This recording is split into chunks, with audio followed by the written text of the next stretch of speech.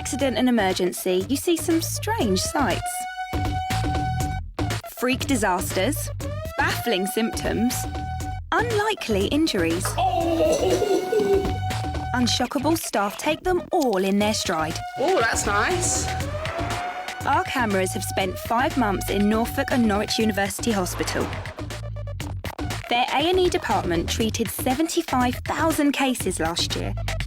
Most of them your usual kind of casualties. But we were waiting for the unusual cases. The rare and remarkable stories that you don't normally get to see. From extraordinary surgery... Another life saved, as they say. And some very patient patients. Someone bit my ear off. To the weirdest treatments. A leech is a fantastic device which gets us out of a very difficult situation. These cases are jaw-dropping, sometimes daft, and always bizarre.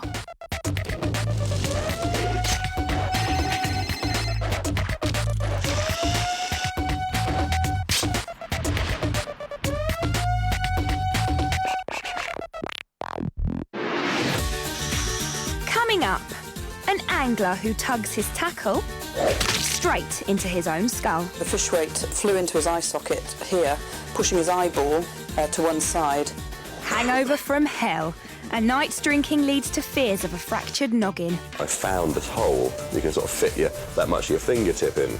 That's pretty bad to have a hole in your head. You don't want that. Not good. Not good at all. And the bar sport that leaves one man's arm snapped like a twiglet. I was having an arm wrestle with my friend, ex-military or something. He beat me fair and square. Plus, a man whose spine is severed in two.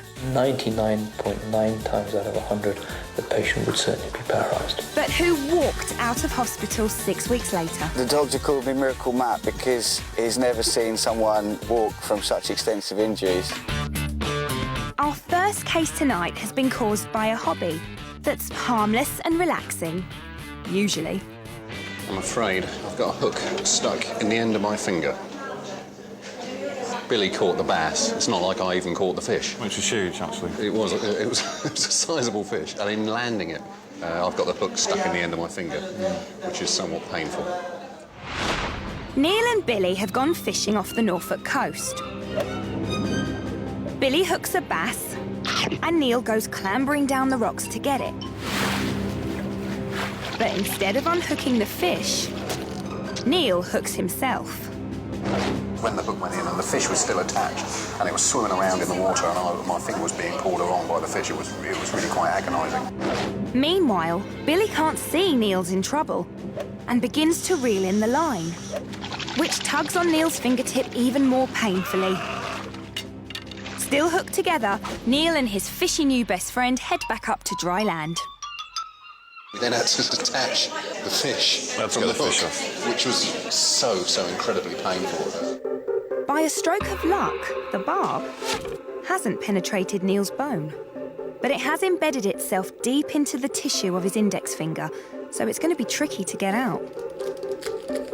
Dr. Blank is not impressed by the size of it. I've done a few before, but they've normally been bigger than this. The bigger the hook, the easier it is. Sharp scratch. The doctor numbs up his finger with anaesthetic so she can get stuck in. This is the worst bit, I promise. The arrowhead-shaped barb is crucial to keeping the catch on the hook, but it's also what's keeping the hook in Neil's finger. Tell me if you're going to do it, and I'll look away. First, the forceps. She tries to tease it out. Can't actually move this at all. But it won't budge. Time to bring out the A&E toolbox. The plan is to snip off the barbs in order to get a good grip on the offending part. So next, a pair of pliers. Oh, what kind of hook have you bought? This needs more manpower than me, really. Now, Dr. Blank reaches for the kind of tool more generally used when breaking and entering. Bring out the bolt cutters. Yeah, they fly, yeah, I know. Success. There's just one barb left to cut off, but unfortunately it's inside Neil's flesh. Unable to pull it out, the doctor instead pushes it there we go. through the other side. Okay. With the final barb gone, pulling out the remains of the hook is easy. for it. Out. Well done. Thanks to Dr. Blenk, this time Neil's the one who gets away. Thanks ever so much. You're welcome. The bass that landed him here won't be so lucky. It'll be a pleasure to meet it, actually. I think we'll grill it. It'll all be worth it in the end. Norwich A&E welcomes the victims of sporting injuries week in, week out. However, some definitely have more unusual stories than others. Carl has broken his arm in a contact sport. It was literally like a crack. First instinct I did is I just picked it up and put it back how it should be. It looked like it was fake almost. It just looked all rubbery. The break is so brutal, Carl's had to be referred on from his local hospital.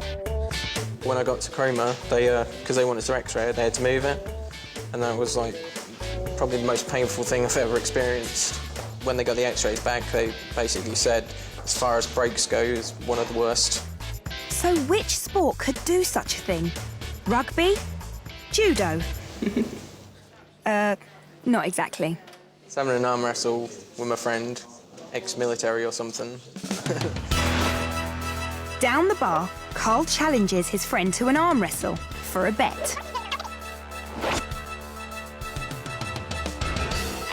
For a minute, the struggle is pretty even. Carl's iron will means that nothing will make him give up. Except, of course, his bones snapping like a twig.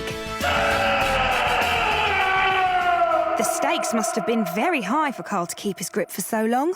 We actually did it for £1, so he obviously won the money. I don't hold a grudge at all. He beat me fair and square. But Carl's good sportsmanship disguises the fact that the real loser here is his arm. Can I have a look? It's going to hurt, but I suppose you've got to. Dr. Young assesses the situation. Well, he's got a fracture of his distal humerus. The worst case scenario, he's got one of his nerve caught within the fracture site, and that'll be bad news. Keep your finger straight and don't let me bend it. That's one of the very important functions to control his arms and wrists, etc. Keep it straight. It's starting to hurt up my arm. That's fine, good. Now, I want you to worry about there's a big nerve that runs around here, just along where your fracture is. Right.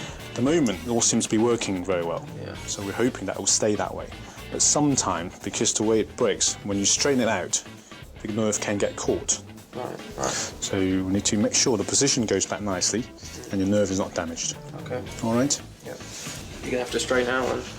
Yeah, what we're going to do is just put a plaster on, let the arm just hang. The doctor hopes that the weight of the plaster will pull Carl's arm back into place. But if gravity doesn't do the trick, Carl's going to need surgery. I'm just worried about the excruciating pain. Every cloud has a silver lining, though. Carl's about to get high on the NHS. You need to suck through this. This will help you with the pain. They've brought out the gas and air, and he's positively encouraged to inhale. It's going to only mean it's going to hurt. Keep on sucking. Yes. Just keep on sucking. Jesus. You're not sucking well. Suck properly for me, please. Just drop your shoulder. Just in time, Carl's drugs kick in. His pain is sorted. I feel stoned. Good stuff, eh?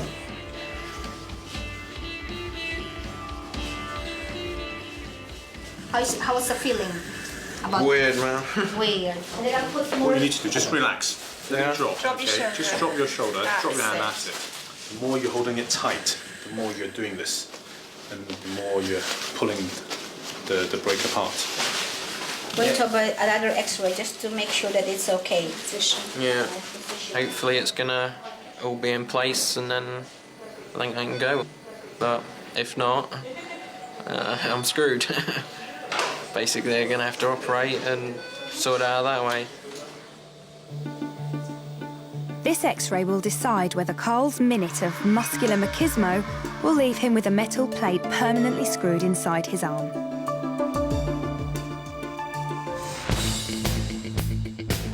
Carl's not the first to discover that arm wrestling can be positively, harmful.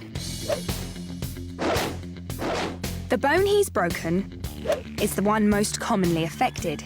That's because this sport twists it violently in two directions. The forearm up to your elbow is being pulled one way, while the upper body is pulling the other way as it struggles to keep stable. This inner rotational force is what breaks bones, rather than how hard your foe is pushing. Which is why, curiously, a survey of arm wrestling fractures found the size of the opponent didn't make breaks more likely. Around a fifth were caused by bigger rivals. But the majority of players were evenly matched. And some bone breakers were actually smaller. One thing nearly all victims reported: a loud snapping noise. In 2007, a mechanical arm wrestling game had to be withdrawn from Japanese arcades after 3 people who played it broke their arms. The makers protested that it really wasn't that strong and blamed the players for getting overexcited. The results of Carl's X-rays have come through, and the medics aren't satisfied. The plaster cast wasn't enough. Gravity hasn't pulled his broken bone back into line. It's not my lucky day.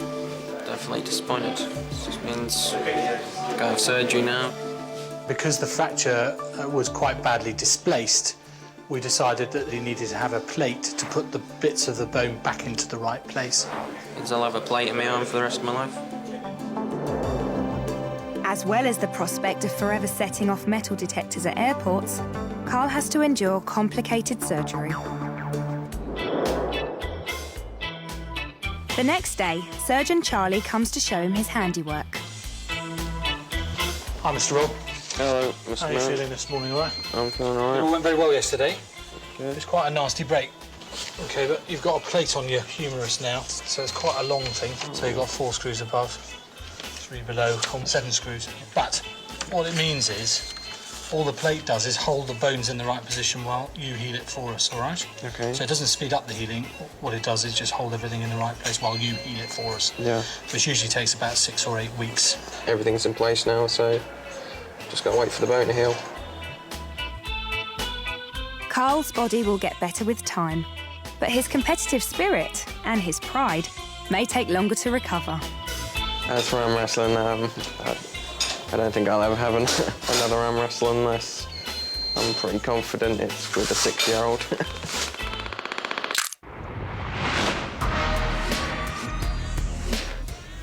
The Norfolk and Norwich medics have to take bizarre cases in their stride, but occasionally they come across a case which, even to scientific eyes, is little short of a miracle.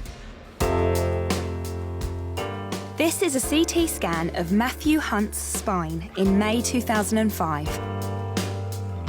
When his surgeon first saw this fracture, he thought Matthew would never walk again. 99.9 times out of 100, the patient would certainly be paralysed. But Matthew is the 0.1%, the exception to the rule. 6 weeks after his spine got smashed, he walked out of hospital. Being alive at all was beating improbable odds. It was a Monday morning, about 7 o'clock, when I was on the way to work and I come up behind a big lorry. I thought I'd overtake it, so I did, but I overjudged it and hit the stones on the outside of the road, which caused me to skid in the middle of the road. And then I hit a big road sign, through a fence, and rolled into a field about 4 or 5 times. It appeared that the patient hadn't been wearing a seatbelt. He had sort of been thrown around in the vehicle as well. They found me in pretty bad position. I was in a lot of pain. My bum was stuck in the sunroof. One of my legs was out of the windscreen and one was out of the passenger window. This paramedic had to give Matthew more morphine than any patient he'd ever treated. He had 18 milligrams of morphine in total. I remember somebody had already got an arm ready to put a cannula in. I had like a fracture and broken back, a bust-up shoulder, a couple of broken ribs and a punctured lung. At the hospital, spinal surgeon Mr. Rye was horrified by what he saw. So he's actually twisted and torn his spine apart. When Mr. Rye first encountered Matthew, he expected to find a completely paralysed patient. I was rather amazed when I went down to the accident emergency service to find that Matthew was actually able to move his legs, and initially I thought I'd got the wrong patient. Though Matthew's bones were completely dislocated, incredibly, the crucial nerve hadn't snapped. In between there is the very delicate spinal cord, which somehow has been spared. They operated a couple of days after the accident, and then it was about a 7-8 hour operation. It was quite a long one. It was a daunting task for the medics. One false move during surgery and they might cause the very paralysis which Matthew had so far miraculously escaped. If you're squeamish, this is our regular reminder to hide behind the sofa, because here's Mr. Rye performing some of the same surgical procedures on a different patient. In complex cases like these, electrodes are attached to the patient. We're stimulating nerves down at the patient's ankle with little electrical pulses, and we're recording electrical signals from the top of the patient's head, from the cortex, and we get these traces that come up on the screen. This way, the medics check that what they're doing isn't accidentally damaging the nerve system. Surgeons built metal scaffolding inside Matthew's body, so his spine would be held in place once they'd realigned it. So this is a 6mm titanium screw, which once we've tapped the hole, we put that through it. So that screw is probably within about 3mm of the delicate spinal cord. But Matthew was a grown-up, was an adult, so we put fairly chunky screws in, almost 7-8mm in diameter. With the metal framework in place, the medics pulled Matthew's dislocated spine back in line. Then you slowly reduce the spine, and I had a colleague pulling on the legs and someone pulling the arms. At the same time, I was able to hold the spine above and below the fracture and gradually reduce it, at the same time observing exactly where the spinal cord was. And once we got it in appropriate alignment, we were then able to put these long rods fixing the screws together, so you have a framework for the spine.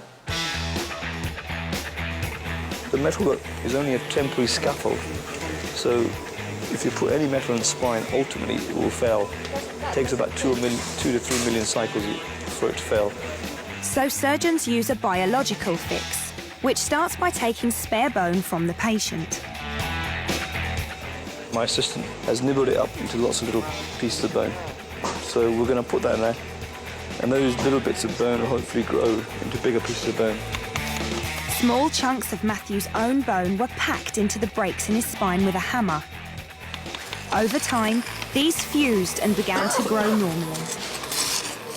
Only about, I think, 3 or 4 months ago, I've gone back into Matthew's spine and taken the metalwork out. So he's now got a spine that's moving normally. The chances weren't looking very good for me, so I was quite relieved once the operation was a success. The doctor called me Miracle Matt because he's never seen someone walk from such extensive injuries. Matthew is a walking miracle. If we try to reproduce this pattern of injury in a lab, I don't think we could do it. I feel very lucky that I'm able to walk and not in a wheelchair these days.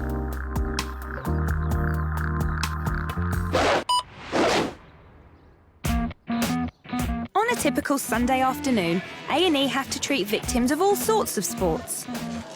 Football, rugby, and of course, that beloved British pastime, boozing.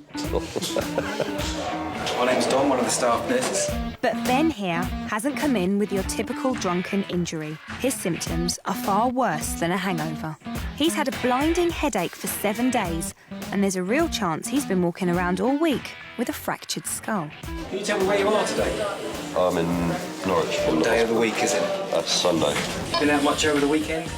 Yeah, a little bit last night, yeah. Okay. Last weekend, Ben was heading home after a night on the beers with some mates. Boys being boys, one of them challenged Ben to a manly trial of strength.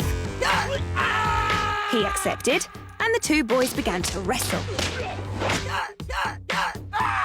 However, next thing he knew, his friend had performed a nifty pile driver manoeuvre. bringing Ben down head first onto a parked car. And 1 week later, Ben made an interesting discovery. Yesterday, I was in the pub, funnily enough, and I was scratching my head, and my finger kind of disappeared, and I thought, that felt weird, and I found this hole that you can sort of fit that much of your fingertip in. That's pretty bad to have a hole in your head. You don't want that. Not good. Not good at all. But obviously he's here and get him taken care of, hopefully. 7 days with a dent in his skull, and he still didn't let it stop him going down the boozer. I wouldn't say party animal. He's a machine. A party machine is what they call it. But for the doctors, this is no laughing matter. Having a feel around his head, he did have a 1 centimetre diameter, so a dent in the right side of his head. So we worry about what's called a depressed skull fracture, which is where a segment of bone, rather than just cracking, is pushed as a fragment down towards the brain. Ben's beginning to realise just how serious the consequences of his drunken night out could be, and the nerves are beginning to show. I defy any man not to be worried about having a hole in the back of his head. Ben is taken for a CT scan of his brain. If fragments of bone are pushing into Ben's head, they could cause internal bleeding or even epilepsy. Hello there. How are you doing? Still there? With the scans over, it's time for the doctor to review the results. And thankfully, it's good news. There are no signs of any skull fractures or depressed fractures which we were suspicious about in the area. So essentially a normal scan and a good outcome.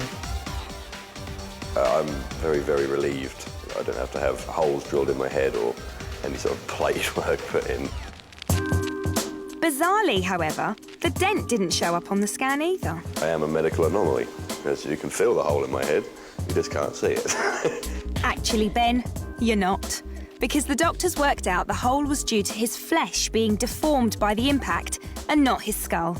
A bloke can have a brain, he may be a medical anomaly, but what he was feeling was actually soft tissue swelling with a dent in it rather than anything bony or more significant. And as I say, he's a lucky man. So Ben and Stetson are free to leave hospital. And no prizes for guessing where they're headed. Let's go get some beer. They might be better off sticking to halves and maybe moving on to shandy. And they're hardly the only ones, because alcohol is responsible for 1/3 of all admissions to A&E. After midnight, a massive 70% of cases are drink-related, though the patients aren't always clear-headed enough to realise this. People always try to avoid the fact that they've been drinking alcohol, and alcohol is one of the main causes for various random injuries. They climb on things and fall off them. Bus shelter springs to mind, cars, scaffolding. A drunk lad who likes to walk along the top of a wall which is 4 foot high. Unfortunately, it's 12 foot on the other side, so they invariably step off onto the deep side and disappear into a black void, usually breaking something when they land. Those who can't get high enough to hurl themselves off something have to be more imaginative and use their head. There was that one who put his head down and ran into a crash barrier, head first. Very sick. But in many cases, you don't need years of medical training to quickly come up with an accurate diagnosis. When you have a 17-year-old, they turn up and they say they're feeling lethargic, nausea, they've been vomiting, and then you say, what were you doing last night and what were you drinking? And they say they've had a number of vodka and Red Bulls, then it's usually a hangover. The people you send home with plenty of fluids and some paracetamol, and they're invariably fine.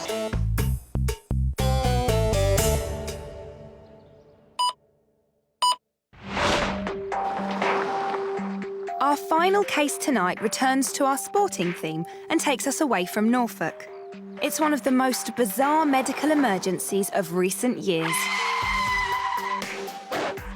Darren Williams had gone carp fishing in Anglesey when he suffered an unlikely accident and a miraculous medical near miss.